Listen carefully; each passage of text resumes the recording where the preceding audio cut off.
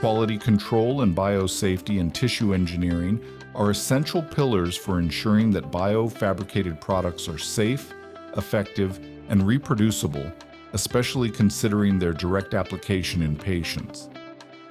Quality in these processes involves obtaining accurate and reliable results by measuring predefined specifications, including parameters for safety, identity, purity, and biological potency. Likewise, the aseptic process is of central importance, considering viral and microbiological safety throughout the entire manufacturing chain.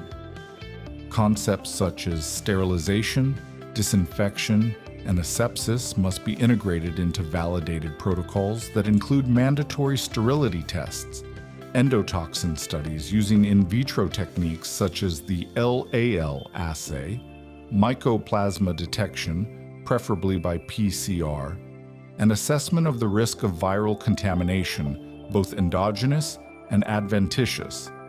In addition, aseptic process simulation tests allow for validation of the overall integrity of the production procedure. Furthermore, the transition from basic research to clinical production requires the design of cell production units that adhere to good manufacturing practices, GMP, where everything is protocolized, planned, and documented.